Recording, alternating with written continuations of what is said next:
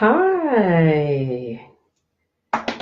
Let's see, what are we talking about today? We are talking about bid influence for capture management. For those of you who have not met me yet, I am Tammy Mullen of the Intuitive Group, and we work with small businesses, helping them successfully bid and win government contracts. Now, before we get started, I want to welcome everybody. Happy Wednesday. Let me give you a big smile. I'm sorry, I'm a little under the weather today. So if you hear me, coughing a little bit, or if I sound a little congested, I'm still a little ill and I'm trying to get better with that. But just some quick housekeeping tips. If you have not yet, please, please, please make sure that you head on over to Capture More GovCon Business. It's our new Facebook group, and over there we are interacting with small businesses, service-based businesses that are actually interested in doing business with the government. And what we're doing with that group is really looking to work with you small businesses that are looking to identify, qualify, position, and pursue government contracts. And I'm helping you do that through this capture planning process. And like I was saying a few weeks ago, when I first started this series of the capture planning process, what my ultimate goal is to really kind of stress the importance of making sure that you have a solid capture planning process. Because when you have a solid capture planning process, you can actually increase your win rate by over 60%. So the idea is to make sure that we are laying the groundwork first, making sure that we are doing the homework first before we actually get into that first opportunity. When I say get into, really, I mean responding to a solicitation. So if you have not already, make sure that you head over to the group, which is Capture More GovCon Business. And I keep wanting to say GovCon Biz for some reason, but it's Capture More GovCon Business. And if you don't find us immediately, make sure you just do a little quick search, or you can search the Intuitive Group, and we also have the group set up under the Intuitive Group's Facebook page as well. So let's see. So last week we were actually talking about bid planning and some of the bid planning strategies that you actually go through when it comes to, planning out what agency you're going to sell to, the buyers that you need to know, as well as your competitors. But in this today, if I can get it out, today what we're actually going to talk about is bid influence. And so really what I'm talking about are some of the tools and some of the unique ways that you can actually start to influence the solicitations before they hit the street. And that is the biggest key to this whole puzzle. You have to be able to get in front of buyers. They need to know who you are. They need to understand what product you're selling or what you're offering, but you also need to understand their mission and their program mission in particular, so that you can align whatever it is that you're selling with their program mission. And I think one way that you can do that, or at least continue to gain traction in that area, is to make sure that you have solid strategies as it relates to bid influence. So today I'm going to cover three, I'll call them tactics. I don't want to call them tools, but I'll call them tactics. So we've got three tactics today that we're actually going to really hone in on. And I want to make sure that you understand what these tactics are and how you can use them to your advantage. So the first one is opportunity identification tools. Now, there are two schools of thought. You can use opportunity identification tools. Let me get that right. You can use them. You can use paid versions, or you can use free versions. And there is a little bit of a difference. I think it really depends on how much time you actually have to spend on tracking opportunities, digging deep into opportunities, understanding the buyer of these opportunities, and then also understanding your competitors in these opportunities. what I find with the paid tools is that a lot of that research and the digging is kind of done for you. With the free tools, it's some of the same information, but you do have to kind of, you have to kind of put it all together. So you get bits and pieces of the story, and then once you get your bits and pieces, you kind of pull it all together, and then it may show you a complete story. With the paid tools, it's easier for you to kind of see the story up front. And that's probably the best way that I can describe it. So some of the paid tools that I have used with some of my clients include GovWin, of course. We've also, with some of my clients, I've used Easy GovOps. There's another tool out there called GovTribe. And then Bloomberg Gov or BGov is another one. And these are all paid search tools. And some of the key components of all of these tools, they pretty much do some of the same things. Some are a little bit more robust than others, but for the most part, what they all do is they look at current contract activity, they look at past awards and past contract activity. They also look at incumbency statuses on each of these contracts that have been won. Some of the really good tools actually will show you not only the pre-RFP, but even the draft RFPs or the draft RFIs that an agency has already put out. They will also show you expired contracts as well, or expired activities. And so with all of that good, rich data, you can actually start to dig into an opportunity to find out if this is something that, number one, is going to be worth your while. Two, you can understand who some of the players are. And three, you may actually even be able to, team up with another contractor if they too are looking at that same opportunity.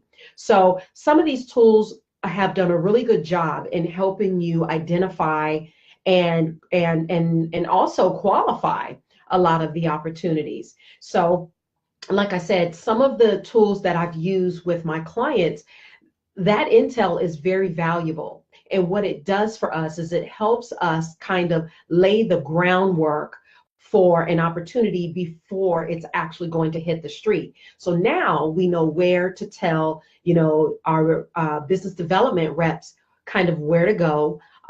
You can also kind of tell them who they need to be contacting, if they need to be talking to industry people. So it's really, really helpful, rich information that is going to help you once the solicitation has actually landed. Now, for the free tools that you can actually use are usaspending.gov as well as FPDS. And then you can also use eLibrary for data as well.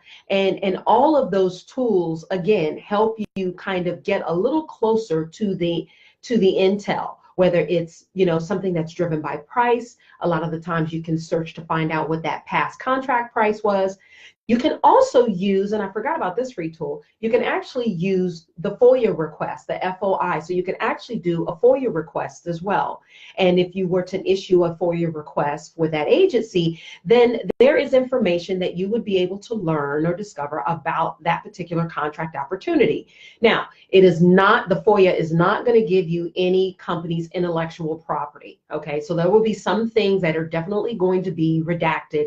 You are not going to see a company's secret sauce. So you won't see any of that kind of information, but you will at least have a good grasp of, the previous statement of work. You'll understand a little bit more, and you'll have a little bit more depth about that particular opportunity. Now, the second tactic that you can use as it relates to gaining or influencing a buy is you can actually use something called the GSA CALC, the calc, which is a weird acronym. But anyway, it is a repository of awarded ceiling labor rates that GSA actually publishes. And in this tool, you can get some really good stuff. So what they've done is they've taken all of the schedules that they have and they've put them all into this repository and by labor category. So when you go to price your labor, you can type in a labor category and you can find out the max ceiling rates for that particular labor rate. What you can also do is see the actual vendor that has that rate for that particular labor category. So you're able to get some really good intel, especially if you are responsible for pricing. You can get some really good detail on particular labor rates. And so I find that tool to be really good. Also, if you are going to propose on something, right, and you're not quite sure what rate you could charge, the calc tool is a really good tool for looking at maybe an array of, maybe let's just say, project managers, and maybe it's a project manager with a master's and maybe they don't have a PMP. So you can do a search in their calc tool for that in particular, and you'll actually be able to see all of the vendors that actually have the PM and their PM rates. So it really helps with really trying to hone in on the right pricing for your opportunity. And then the last tactic that I would say that could help you in influencing the bid is socioeconomic status, contract type of procurement, or your NAICS code. Now you're like, what are you talking about? So when we talk about influencing the buy, the reason that capture planning is so useful when you're going after government contracts is because, again, you get to understand and you get to do market research and collect information before the solicitation is actually created. So the way that you can actually influence a solicitation is through one of those means. So let's just take socioeconomic status. Now, if you are an 8A, and let's say that the procurement official is looking to do an RFI, and right now they don't quite have an acquisition strategy in place, but they want to kind of survey all of the small businesses out there. Let's say that they're doing a small business set aside. Now, if you are an 8A, and let's just say that you know that that particular agency has not met their 8A goals, what a perfect way for you to not only respond to the RFI, but also encourage that procurement official to actually move that opportunity into competitive 8A. If it's something unique and special, even an 8A set aside. So that is one way that you can influence a buy. Well, Tammy, you talked about contract type, or you talked about procurement vehicle. Well, those are two additional ways that you can actually influence a bid. So let's say that initially a procurement official, they hadn't put their acquisition strategy in place yet. So maybe they're thinking about GSA schedule, but let's say you are on GSA Oasis. Okay, well, if it's in an RFI stage, or if you've had an opportunity to go sit down and meet with the program office, one of the things that you may want to talk about are the contracting vehicles that you currently hold, and what are the benefits to those contracting vehicles, maybe how many vendors are on those contracting vehicles, what is the work that they have to put in or justify to move it to one of those vehicles. So those are very good ways to influence the buy. And then, of course, the last one is the NAICS code, right? So, there are occasions where a procurement official doesn't have the appropriate designated NAICS code, or maybe it's such a hybrid project that, it could fit within any, maybe any of 3 NAICS codes. So, again, this is an opportunity for you to interact with either the program office or the procurement official, and discuss with them the NAICS code that they've chosen, and ask them if they've considered a different NAICS code. So those are some of the tactics that winning folks who put in bids, these are some of the tactics that they actually use, and these are definitely tactics that we use for our clients to help kind of narrow the competition as much as possible, because that's really what it's about. So that is it. The 3 I'm going to call them tactics. I was going to call them tools, but I think I'll call them tactics. So the 3 tactics are utilizing opportunity identification tools, utilizing GSA Calc tool, and then third, utilizing either your socioeconomic status, contract type, procurement vehicle, or NAICS code. Those 3 ways will help you influence a bid. So that's it. I'm done. I didn't want to go over your time. I respect your time. Plus, it's getting late. I know it's Wednesday. If you have any questions, please do not hesitate to either drop them in the comments or make sure if you have a comment, go ahead and put it on the group page. We love talking to people. I love giving information. And if there's anything else that I can help you with as it relates to your business and it relates to capture management and how you need to position or influence the bid, I would love to answer any questions. So until, let's see, in 2 weeks, I am going to come back for my last and final, which is bid positioning. And we're going to talk about some tactics as it relates to bid positioning. And that'll be 2 weeks from this Wednesday. So I cannot wait to have this interaction with you guys again. And if you need to get in touch with us, you can either go to Capture More GovCon Business. You can go to our Facebook page on Intuitive Group, or we even have a Facebook page on Capture More GovCon Business. Until 2 weeks from this Wednesday, 7:30, make sure you see me here. I will see you soon. Bye.